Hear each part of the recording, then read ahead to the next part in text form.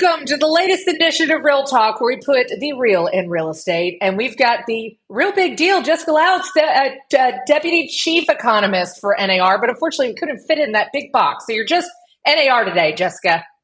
Sounds great. Sounds good. Well, thank you for joining us. And then, of course, we have Justin Landon, our esteemed CEO, and he's on the road right now doing some different visits around DFW. So in true fashion, he popped into a classroom and said, let's go.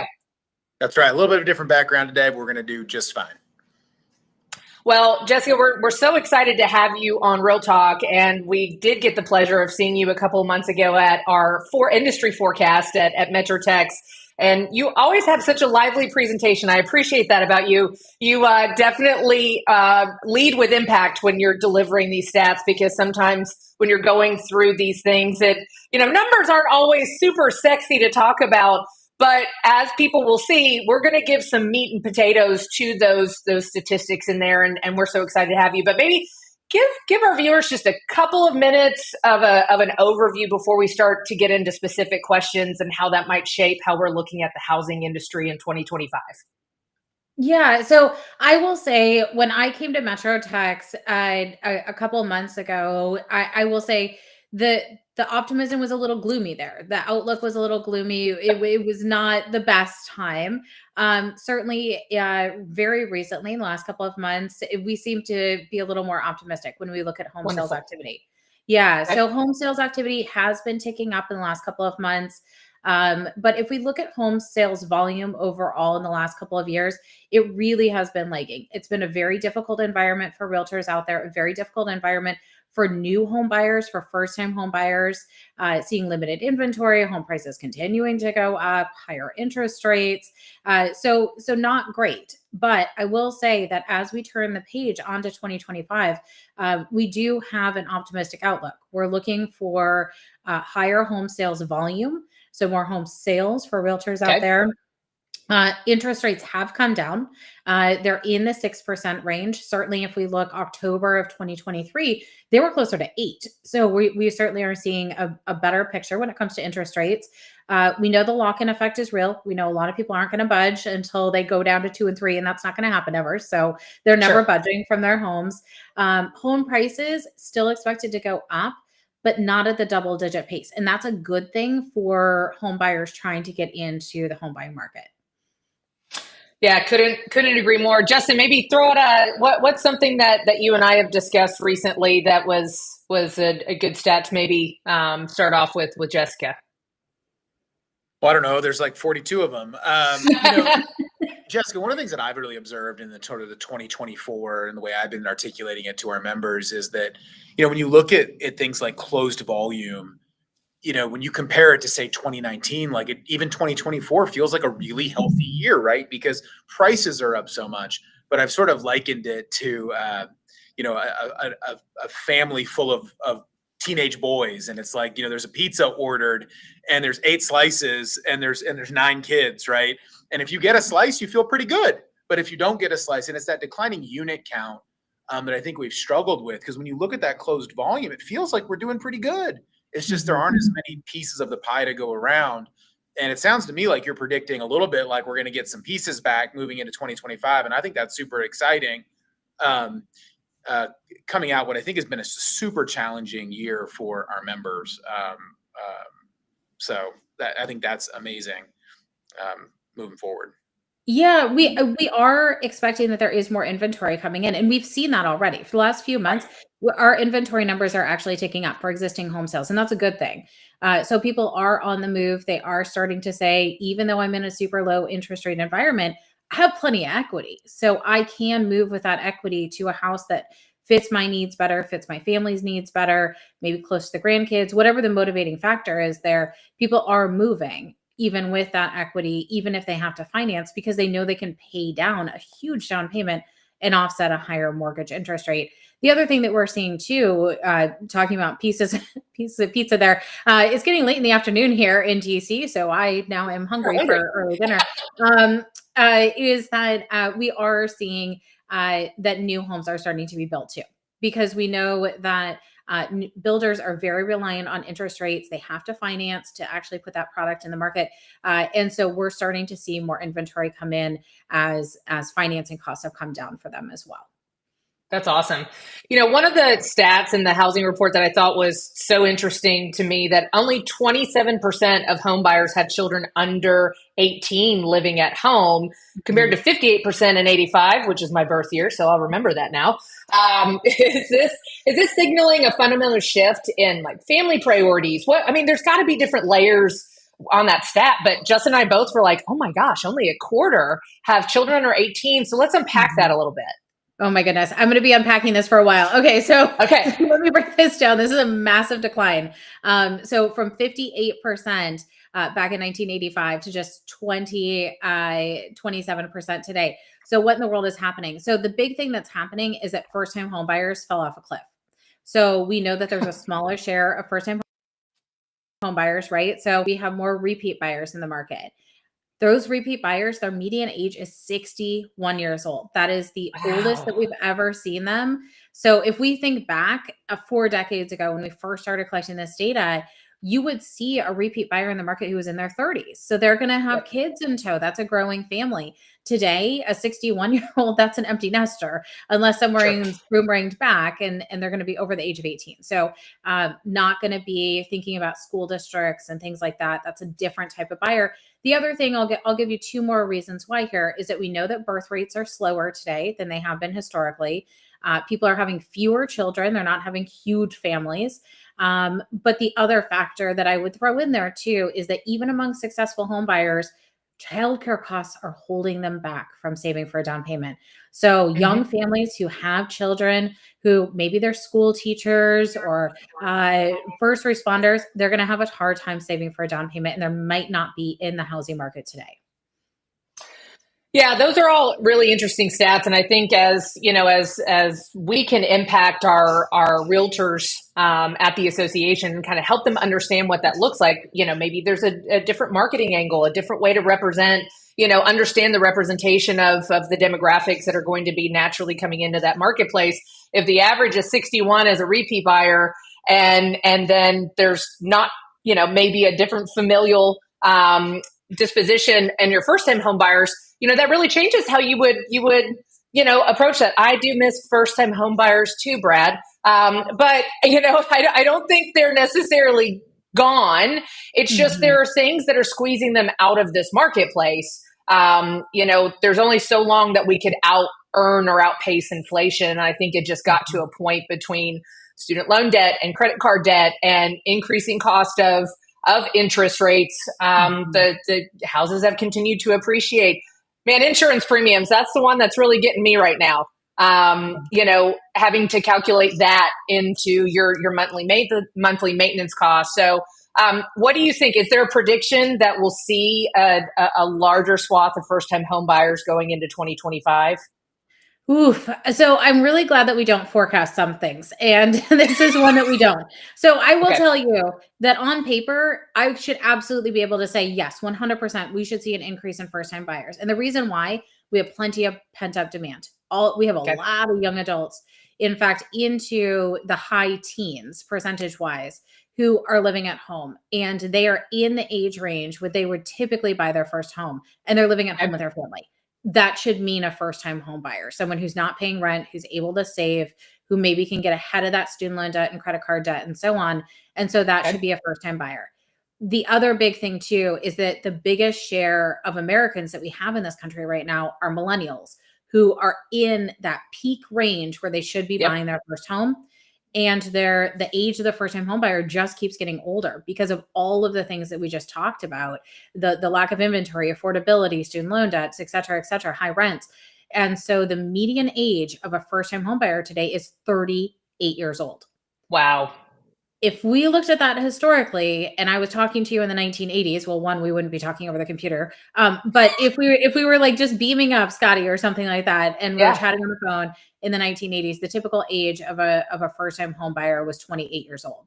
So we have had a dramatic shift in this country of how long it takes to save for that down payment and really be able to find that perfect home. One of the things that I'm struck by, Jessica, when we think about historical new construction and what a starter home looked like for a first-time home buyer 30, 40 years ago. I can't tell you the last time I saw somebody building a 2-bedroom, 1-bath with a carport, or a 3-bedroom, 1-bath, no garage, on a 30 or 40-foot lot. Like the things that revolutionized first-time home buyers and gave access, broad access to homes, does not seem to be the thing that, generally speaking, we're building today, either because the market doesn't think it wants it, or cities aren't greenlighting that kind of development. I mean, from your perspective, we are all seeing more inventory. I think in DFW right now, where it's something like 4.5 months or 5 months of inventory, which is, all-time high since really the nadir of the Great Recession. But we still don't have enough, and we certainly don't have enough that people can afford. From your perspective, are we going to have to start building more accessible product like that to unlock that first-time home buyer again? No, that's absolutely key. So if we look at the shift in home buyers who have, that's one demographic change. But the other big demographic change that we're seeing right now is that there are more single buyers than we've seen historically. So thinking about a single woman, who is a quarter of all first-time home buyers are single women. Like, she doesn't need necessarily or want necessarily a 3-4 bedroom house with 2 bathrooms. What is she going to do with that by herself?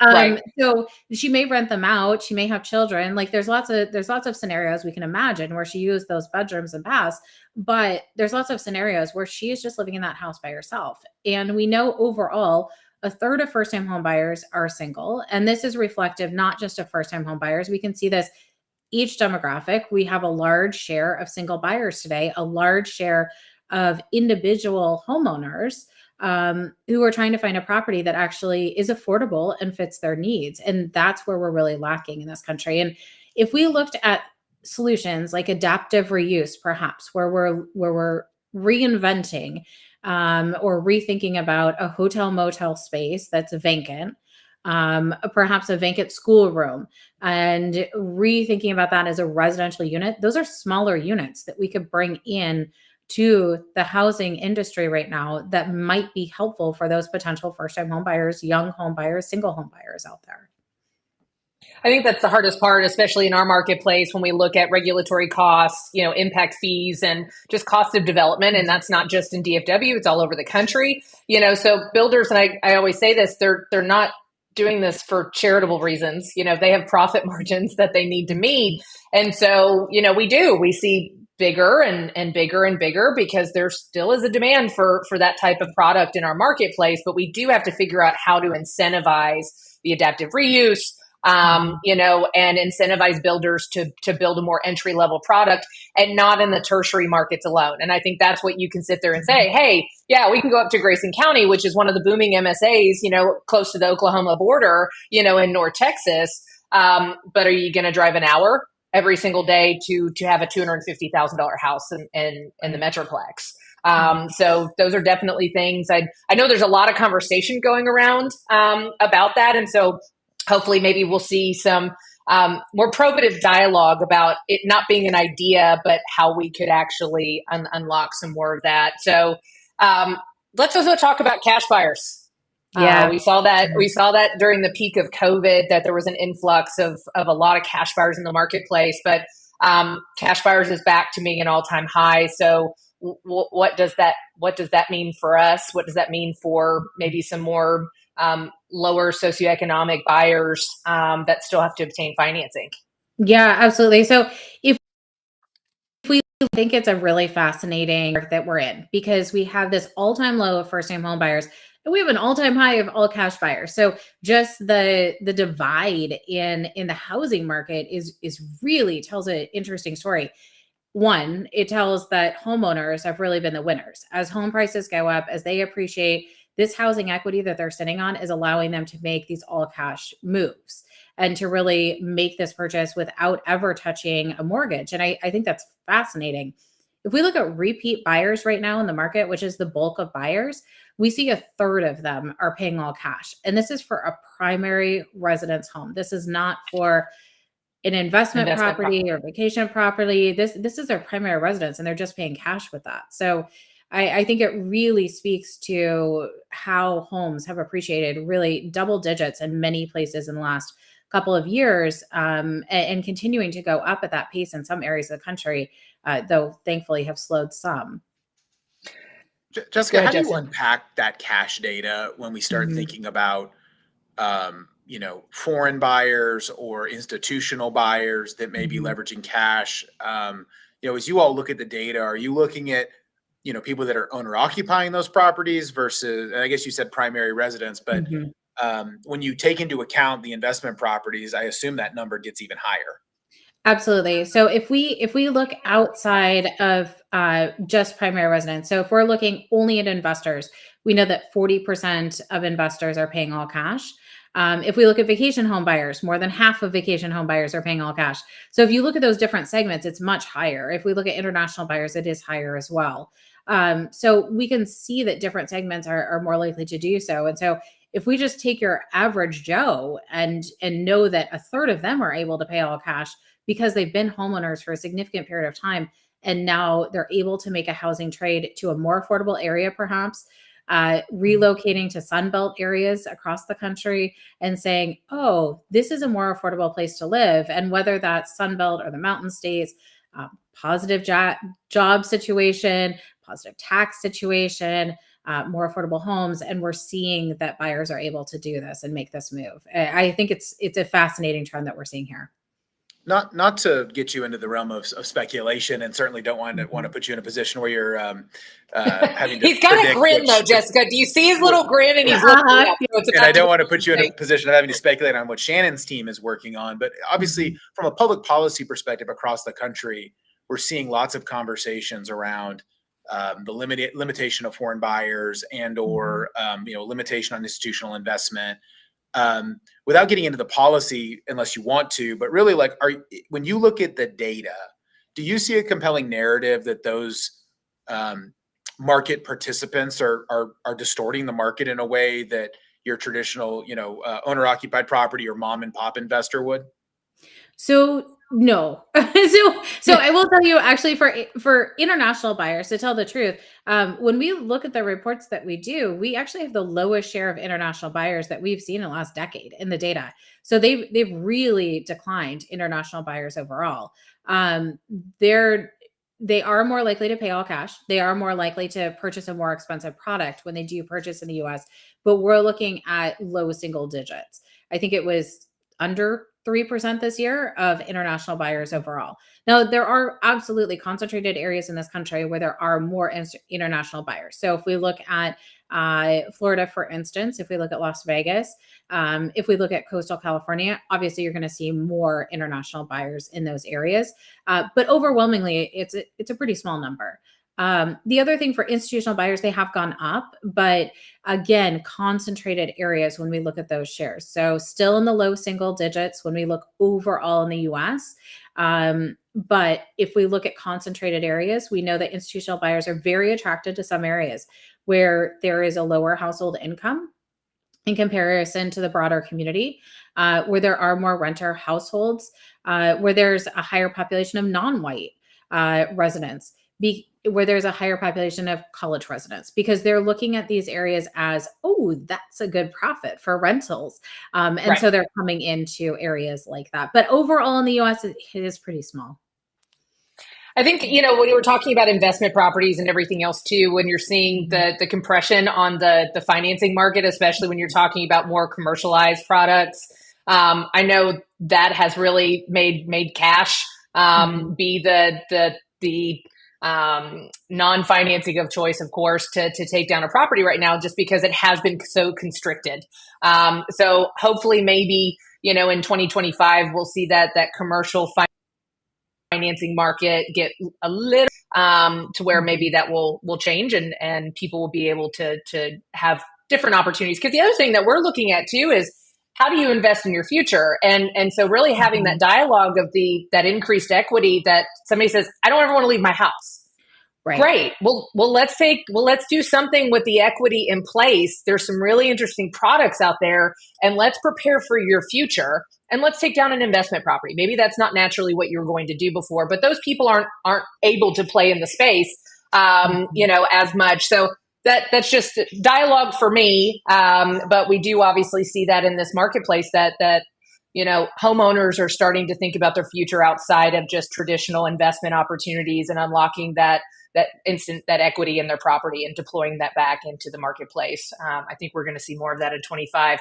I know something that's interesting that Justin and I kind of wanted to touch on from the association side is that the report highlights that 88% of buyers used an agent, which is great. I mean, that's, and we see that FSBO sales were an all-time low. So, does that reaffirm the indispensable role of realtors in this digital age? I mean, what are we looking at there? Because I know that confidence is something that we need to instill in our membership too.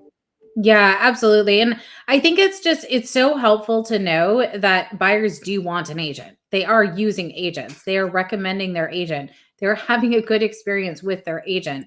I think this is all incredibly important information for realtors to know and to feel out there. Real estate agents are absolutely valued. And we know that buyers need help finding the right home, but they also want help in negotiation. No one wants to go into the biggest financial transaction of their life and not have an expert on their side. And we know that real estate agents are that expert. They have done this before. They can walk the buyer through this transaction. And I think it's important too that we know that we have a small share of first-time home buyers, but the vast majority of these buyers out here who are repeat buyers, they've been in their home for 10 years as a median length. And so they haven't done this transaction in a decade. And I know that this is a different transaction than what we would have seen 10 years ago. This is a different housing market than last year, but it's certainly different than 10 years ago as well. And so having that expert be able to walk them through and make sure that they remind them everything that goes on into that transaction is quite helpful. On the selling side, we know that 9 in 10 sellers are using an agent to help them sell that home. We know that FSBOs, for sale by owner, all-time low this year, just 6% of transactions FSBOs, and half of those are arm's length transactions. They actually know the buyer of their home. So we're talking about selling to junior or selling to the neighbor. So very small share there. Jessica, so obviously acquiring FSBO data, right, or on market data is it's an easier pathway to do it, right? Because we have the property records, and then we also have the MLS data, and you can determine what was an unrepresented buyer or unrepresented seller. Obviously, coming out of the settlement and the August 17th changes, like one of the great concerns of our realtor members has been, is this going to lead to more unrepresented buyers? Obviously, we've only got, I don't know, like 3 months of data, right? Or 4 months of data out there. My hunch is you guys have not had a ton of time to unpack that. But as you move into a 2025, I assume there's a plan to try to unpack some of that data and get it. Have you all put some thought into that yet? Yeah. So the report that we're talking about right now is our profile of home buyers and sellers. And we've been doing that annually since 1981. So a long period of time to be collecting this data. And I will say that the data that I'm citing right now, the data collection cutoff was actually in the summer before the settlement was even, or before the changes happened on August 17th. So the data collection cutoff, I think, is July. So as we look at that July 1st and before, what I would say though, is that we know that this has been in the media. We know that buyers have been asking about it before that August 17th timeline. But buyers still want an agent. They still want representation. They still are using that agent.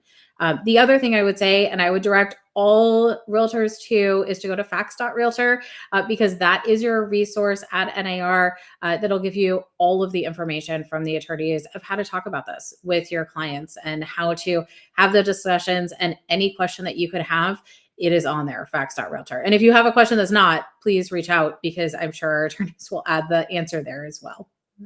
Well, we'll make sure that we get that in the chat as well as the report that we're kind of highlighting right now, so our members can actually look at that, because I think we've gotten into a point where everything is so hyperbolic, and we're reading Facebook groups and chats and TikTok videos. Even though I do like to consume my news in TikTok sound bites, I always confirm whether or not that is true, though. That's how Justin and I communicate half the time. Hey, I saw this on TikTok. Is this really happening in California? And often, and then right, I Justin? make some phone calls. Yes. So thank you, TikTok, for spurring on some of the conversations.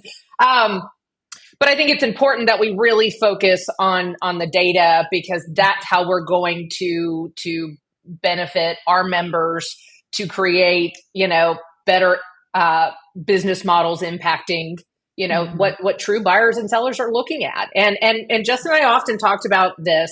We kind of shifted our mindset when the settlement was going on. It's like, these aren't realtors that we're just talking about. These are individual. We have 27,000 individual business owners that we represent at METROTEX. And when we're looking at it like that, like a business owner, there's an opportunity. Okay, so maybe first time home buyers, was your main niche that you were focusing on, and going into this and this profile. That might not necessarily be something that you can do, but how do we equip these business owners to maybe shift their plans into 2025, to keep them more agile? What type of communication do they need from us? What type of education? What can we do? And so, we appreciate this stuff, because this actually gives us some meat and potatoes to have better qualitative conversations. Right, Justin? Absolutely. Absolutely. Yeah. Jessica, I remember years ago, coming out of COVID, there was this discussion around what sort of properties people wanted, right? And so going into COVID, I think the message was the average home buyer was looking for a 3-2 ranch on a relatively small yard adjacent to transportation corridors, something like that, if memory serves. And then post COVID, it was this idea of like, well, they want a 3-2 with a larger yard, and they're less concerned about transportation corridors. Have there been any shifting in that sort of profile of what the typical buyer is looking for now, a couple years past COVID, and people are starting to come back to the office and all the rest? Yeah, such a good question. Because we have changed. It's certainly that impact is there, but we have shifted. I will say it's still a 3-2. But I do wonder, though, to our previous discussion on that, is that just what we have available? Is that the going inventory? And so that's what everyone ends up buying, or most people end up buying, versus what perhaps they actually want. I'm not sure. But as far as location goes, one of the big things that we saw this year is a rebound into city centers. Still the most popular to purchase in the suburb. It's still the more popular to purchase in small towns, but there has been a 10-year high actually in purchasing in city centers.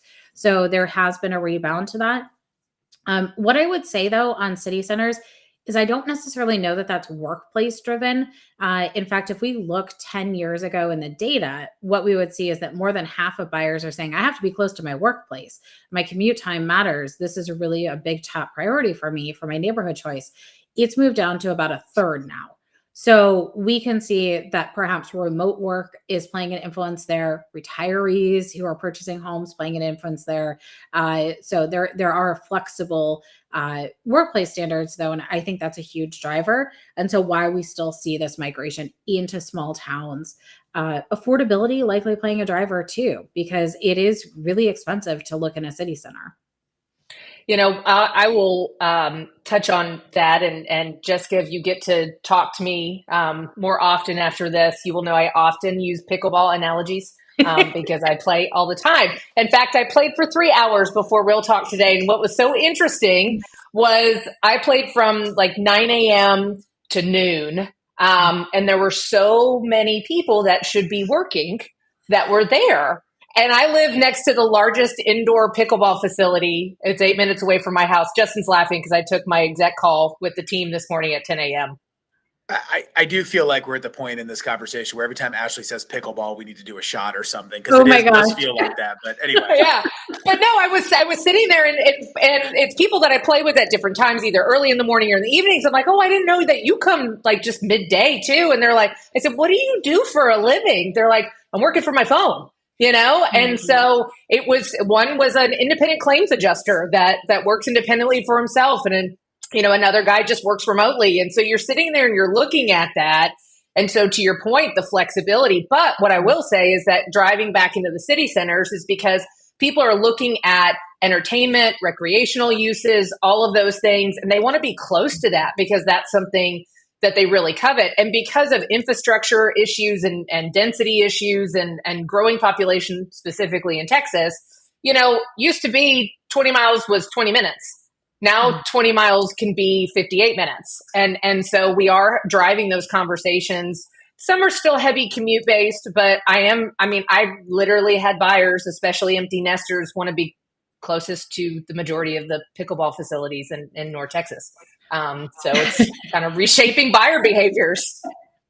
Yeah, absolutely. But I think that that's an interesting point too, because it's older buyers who can make that choice. It's older buyers who can say, I can pay the price premium to be close to whatever I want to be close to, whether that's restaurants or walkability. They're making that choice, where young buyers who are grappling to get in are saying, oh, I guess I'll be moving to that small town or the outer suburb because that's where I can at least get on the home ownership loan. Yeah. Yeah, absolutely. I remember a number sort of during the, I don't know whether you call it the kind of like the gold rush. It felt like the gold rush in 2020 and 2021, the rush to buy housing. Mm-hmm.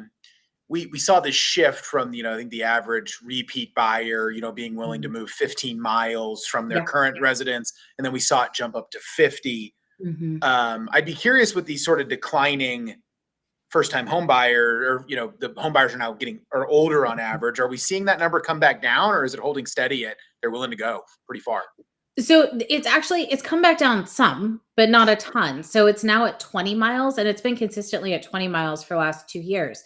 So I think that does speak to perhaps the flexibility of remote work. You're only coming in a couple days a week. You're playing from the pickleball court versus playing from your desk at your office. So, I think that obviously is going to play a huge factor here, where you may be willing to do a longer commute. So hopefully not moving to Oklahoma, hopefully staying within your state, but ability that people I will move that farther distance.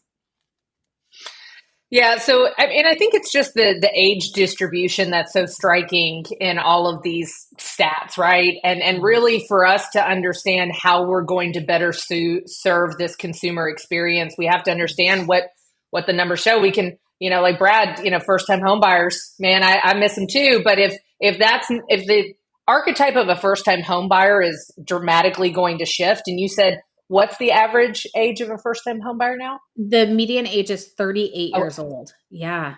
Yeah. That's a very different buyer than the person that's buying at 27 years old. Oh, for sure. For sure. And their intention is to hold on to that property for 15 years. So they're planning on staying put. Now, whether that transpires, right? Marriages, divorces, babies happen. So, but I do think 15 years is a long period of time for someone's life. Yeah, no, it absolutely is. And I think that's where I keep on going into, I've been in this business for 20 years now. And so how I would approach that, not just my, online marketing or anything else, when I'm talking to people and understanding where these demographic shifts are coming, because, we've obviously got millennials and then Gen Z, coming down the pike as to, how is that domination of those two younger generations, on that population curve? How is that going to shape the market in the next 10 years? It's not just talking about them entering the marketplace. I mean, what does that look like for this decade? So to your point, a lot of it means that they're going to be locked into those homes, and not because of interest rates, but because it costs a lot more for them to get into there. So is there anything from your perspective that you would love to share, some interesting analytical or anecdotal data, around that stuff? Yeah. So I think that for that first-time home buyer who's 38 years old, staying put for 15 years, I think that has to do with their age too, because at 38, you're not necessarily going to have these huge swings of life changes. Right. You're kind of settled in your career at this point. Generally what you're going to be doing. Your family situation may be set. As opposed to someone who's 28 years old, you're dating, perhaps you're growing a family. There are going to be career changes that would happen in someone's life at that age versus at 38 years old. So I don't know that's one of the reasons we could be seeing that. People committed to schools, even though it's a smaller share of buyers with children. I do think perhaps if you have children in tow, which school districts you want those kids to be in. And so you're going to stay put through that tenure. For those super young buyers, the Gen Zers that are coming in, they're small single digits. It's not many of them yet. But we do know that as they age in the next couple of years, we're going to see more of them. Gen Z is an interesting one. They're very much like they skip a generation here. They're very much old souls. It seems like in other people's data, the research that I've read, really watching their pennies. They've learned from the mistakes of millennials. being really smart and strategic about what they do for school, and thinking about their secondary education costs and really strategically thinking about that. So perhaps they'll get into home ownership a little bit easier than millennials did. That's an interesting point. And I'll get back to you. Justin's doing his grin again, so he has something good for us. But before I lose my thought, I think even looking at the election, not talking about political sides, right? I mean, that was what I was so interesting. And I've talked about here for the last, month or so, that just look at how the campaigns were run, look at the demographics, look who showed up to vote, look who's paying attention more to those choices. And so we could sit there and we can bash millennials. And Justin's a geriatric and I'm an elder millennial. Jessica, are you one as well? Oh yeah, I am. I'm okay with you. Yeah. Geriatric, elderly, millennial. Yes. Yes, absolutely. So that's what I like it. But you know what? It is really, honestly, those financial mistakes, because the generation before us was like, you have to go to college. You have to take on debt if we can't pay for it. You have to do all these other things. Now, I was obstinate and defied my mother multiple times when she tried to get me to go to college. Jessica, she's also my business partner now, so it's worked out for her. Yeah. Well, we've had our own brokerage for 11 years, and so it works.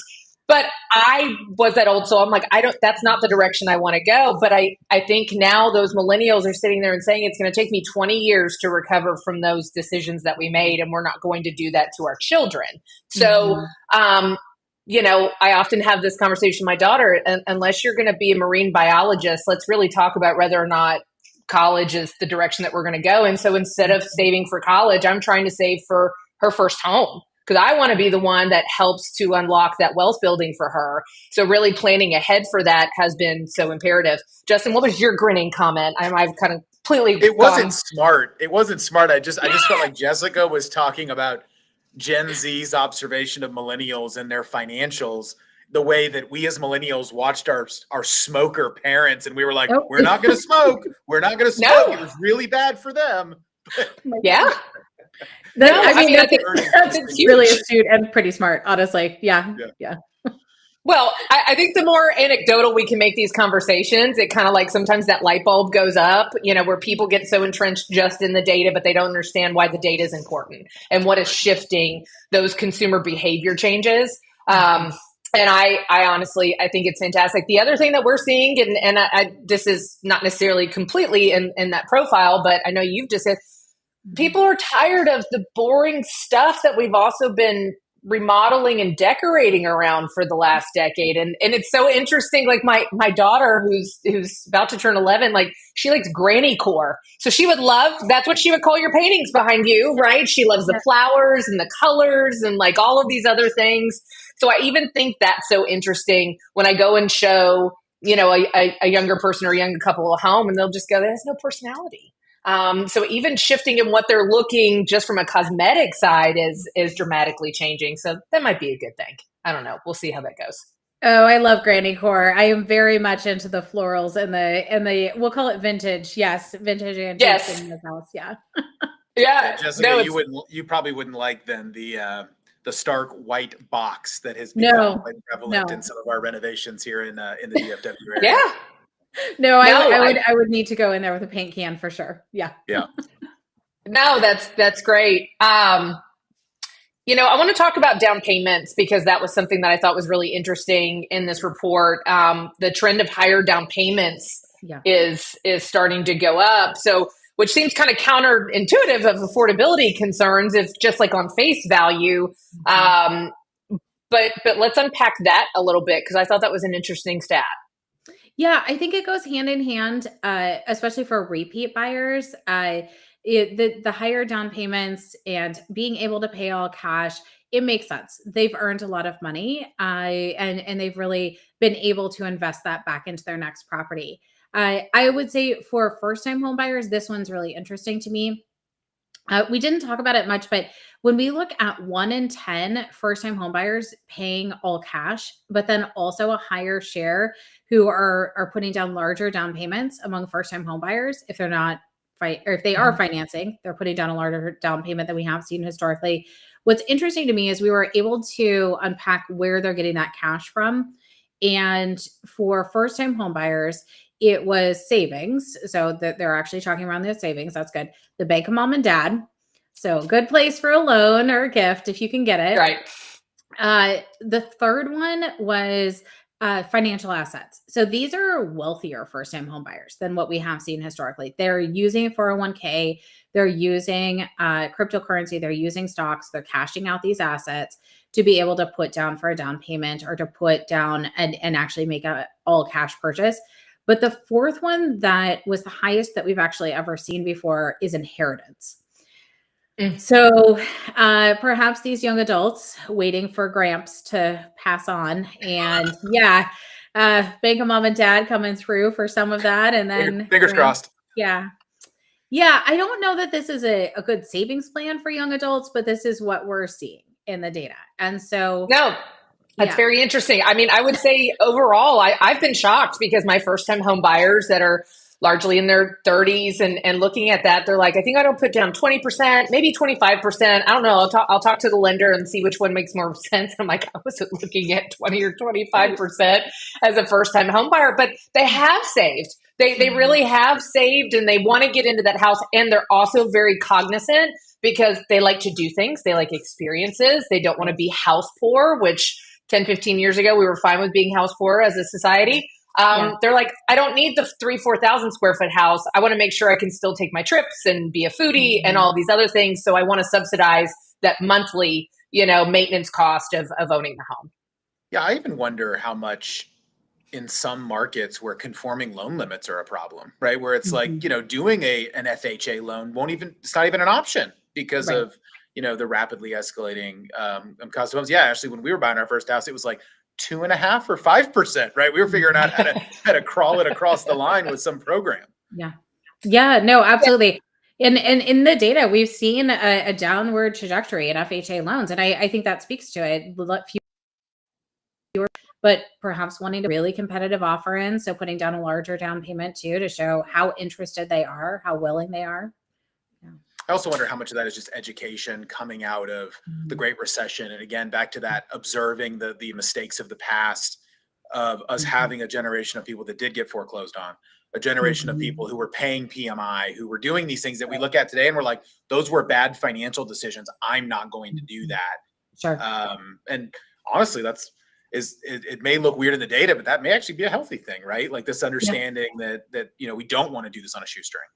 Yeah, absolutely. And I think too, the expectation of holding on to the home for 15 years, I think that's also a hangover effect from the Great Recession too, of no, this is a long-term investment for my future versus a quick flip where I'm going to get equity and then move on to my next property. I think that could be a change in mindset that we're seeing as well. You know what's interesting too? This is more of me being kind of a geek when I'm talking to my clients and like really listening to them. Shocker, I do actually listen with 2 ears sometimes, Justin. But listening to them that when they're not at their peak earning potential in their career yet, but they've saved really well. And what they want to do is set themselves up for success for like the next 5 years. And ultimately knowing that that's going to help them on a monthly budgeting process. But as they continue to get raises and their earning potential increases, the conversation of, hey, at that time, that's probably when it's going to be really smart for me to refi because I'm not going to be able to refi for the next 3 years or 5 years. And at that point, if I want to unlock some of my cash back out of that, I'm at a lower, a lower interest rate. And then maybe I can take that cash and buy an investment property, Ash.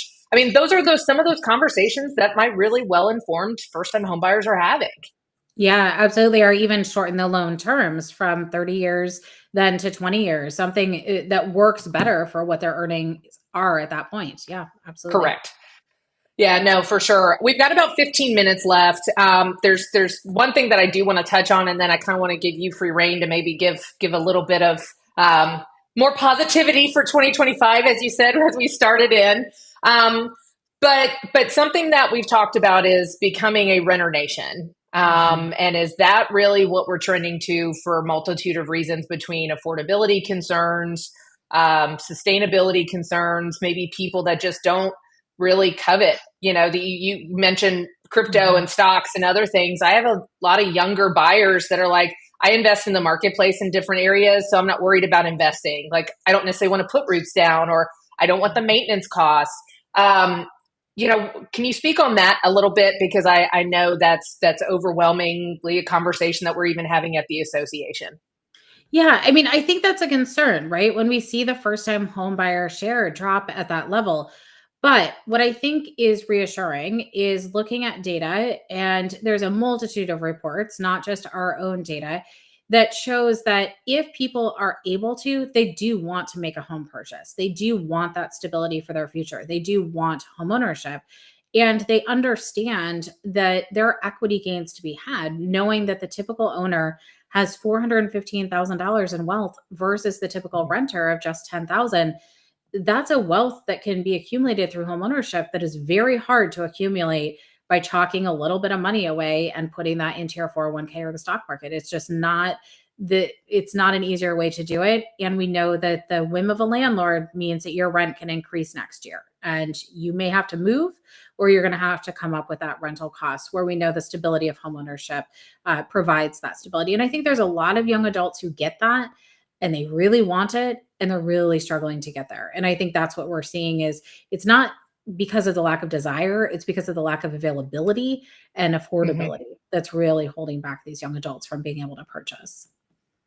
Jessica, I was listening to another podcast, and they had Austin from Picasso, formerly of Dotloop. I forget his Austin Alley, maybe, who's the CEO of Picasso.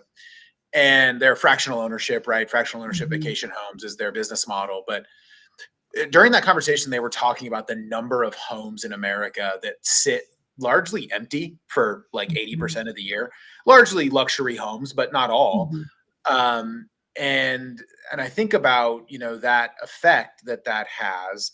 And then I think about the amount of those homes that are owned by likely, a much older demographic than the home buyers today. And I heard somebody talk to me the other day about this great wealth transfer that may be coming. And of course, my thought is we also have a lot of long-term care that's going to eat up perhaps a lot of that wealth. But it seems to me that there's almost this generational tension that's occurring. When I talk to my younger staff people, the idea of owning a home for many of them feels almost like what I would, akin to like, I don't want to say winning the lottery. It's probably not that extreme, but it's not a realistic having goal a yacht. Yeah, maybe like, Yes. But yeah, maybe like what it was like if I wanted to buy a boat one day, right, when I was their age. It just doesn't really seem like something that's attainable. By the way, I don't want a boat, whether it's attainable or not. But is there concern that that it's almost like not that they don't want it, but they can't even really imagine it at some point? Wrapping their brain around it. Like, are they going to even pursue it because they don't even realize it's possible? I mean, I think that's a solid question. I think that's a solid train of thought. What I am hopeful by is that we are seeing Gen Zers already come into the market, and the highest age that they have is 25. So if they're already coming into the market, that's encouraging. I'm also encouraged by a couple of things. One is that we're watching our young home buyers partner with other people to enter into homeownership too. So they're purchasing as roommates, they're purchasing perhaps as an unmarried couple, they'll get married down the line, maybe they won't, but they have shared equity that they can move away with if that relationship dissolves. The other thing that I know too is that there's more multi-generational home buying. So yes, caregiving expenses can be really high in the US, but both for elder care and for childcare. And so we're seeing multi-generational homes being purchased at the highest rate we've ever seen before. 17% of all buyers purchasing one, right? Yeah, no, it works. Justin did. Yeah, absolutely. Yeah. When he was looking here, I mean, that was really important to make sure. And that's so many buyers, even if they don't have a relative, an older relative that's living with them, they are planning for that person most likely coming in a shorter runway for that to happen. Yeah, absolutely. And so if people are purchasing in these creative ways, I'm encouraged that the dream of homeownership is well and alive. It's just the ability to get there, I think, is a little harder right now than it is a lot harder. It is a lot harder than we have seen historically. Something, an area of opportunity, that's also what I always want to focus on is when I hear this from so many people that I'm never going to be able to buy your home. And then this is when I go, oh, but I saw you go to the Taylor Swift Eras tour and I see your amazing vacations and you go out to dinner 3 times a week. And I probably go out to dinner 3 times a year outside of conferences, and I sit there and I say, you're going to have to delay some of that YOLO behavior in the interim if you're wanting to do that. And so I think that's where I think that's where there's also an education piece where maybe we as an industry can come in and instead of sitting there and saying, do you want to buy a house in 3 months? It's, look, you're going to be on the 2-year plan and I'm going to partner with you to kind of educate you along with a trusted lending partner or something else. And let's really you want to buy a house in 2 years? Then let's figure out how we can do that so you can still maintain a lifestyle that you like over that 10-year period of time. And then once we get to that maturing period of that goal, you're well prepared. But to sit there and expect that you're going to be able to scrap a 20% down payment overnight, that's just unfortunately not attainable. So I think as an industry, that is something where we can be better educators of the true story and help partner with them. And that's just a longer relationship, and it's also creating a sticky one. And I think that's something from the association level we could probably sit there and curate some content and some education around. What do you think, Justin? Yeah, he's always game. We try to think, Jessica, instead of, we have our continuing education and the things that are right in front of our faces, but what can we do to prepare those 27,000 business owners to continue to create those meaningful relationships when so many of them do work for, by sphere of relationship and continue on? Yeah. Financial literacy is huge. Knowing what your financial goals are. When we look at successful home buyers, they're trimming everything they can to be able to afford and make homeownership a financial goal for them. Something I'm also really encouraged by is just the huge share of single women who successfully purchased a home last year. Seeing that go up both for all buyers, but then also for first-time home buyers. Why it's important to me is because she's purchasing a home on the lowest household income. So if she can do it, and she's doing it on a lower household income than her single men peers, than married couples, certainly, or unmarried couples, then it is doable. It's just really prioritizing that this is what's important to me. So skipping the brunch, making the cuts on that budget when you're thinking about spending on clothes or entertainment or taking on the second job, even moving in with family. Like, this is how she's successfully entering into homeownership. Yeah, I love that. Justin, did you have anything else to add on that? No, but I will think going into 2025, I really just want to know from Jessica, when are interest rates going to get below 6? Ooh, okay, so last week we had our national forecast summit, and there were many chief economists on that call. 7 other chief economists and our Lawrence Yoon from NAR, and all of them, their forecast was about 6. So 6 for 2025 and perhaps even moving into 2026. So I will say, if you're listening on this call and you're like, oh, really? Okay, that doesn't sound great. I'm going to give you a spin on the positive. The spin on the positive, 2 spins on the positive. One is that if we compare this to 2023 when rates were nearly 8, this is lower.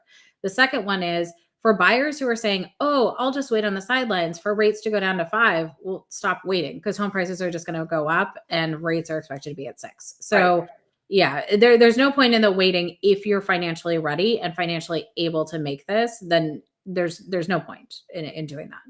To me, it's that stability, right? Like, I think if anything, as long as we can hover at a 6 and feel stable at 6 for a protracted period of time, I think the market will reap the reward. I think the biggest impediment we've had to buyer confidence over the last 18 months has just been, I don't know what's going to happen. It feels like we're on a bit of a roller coaster. It goes down, then it goes back up, and it goes back down. So I think some consistency would breed a world of confidence for both buyers and sellers, just to know, hey, this is the state of play for a little while.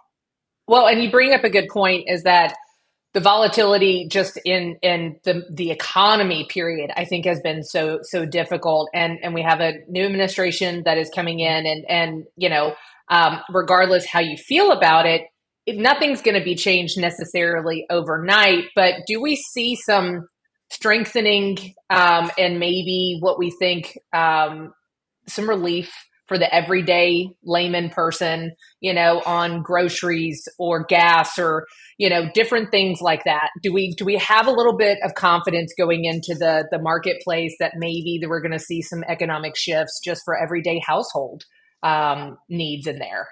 So those are really good questions, and I'm really happy that I don't forecast those things, and that we at NAR do not forecast those. So I cannot rely on our forecast for that. So yeah, that was a very polite way to say, Ashley, no, we don't, and don't ask me that again. However, I think when we're just talking about it, I think those are the conversations that I'm having. It's not just as much about the housing industry. It's the fact that, hey, I don't know what my grocery bill is going to be like next month. I don't know what gas prices are going to do. I don't know what all these ancillary services that I still need to have outside of being a homeowner are going to cost me, insurance being one of those largest ones. And whether you're a renter or not, you're still having to pay some sort of insurance somewhere. Automobile is disgusting, just like homeowners insurance.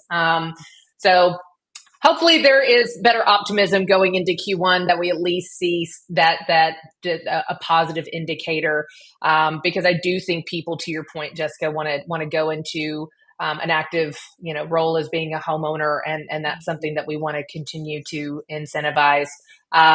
Anything else in that shifting optimistic outlook for 2025 that you want to leave our viewers with? Well, the last thing I'll leave with is that there should be more inventory as well in 2025. So if you know what interest rates are going to be, you know that you're going to have more options for homes as you go shopping. I mean, that's certainly good news too. So for realtors out there, more home sales activity is really expected. And we're already starting to see more of that. As I talk to folks around the country, they're feeling optimistic as they go into 2025. And I think that's good news.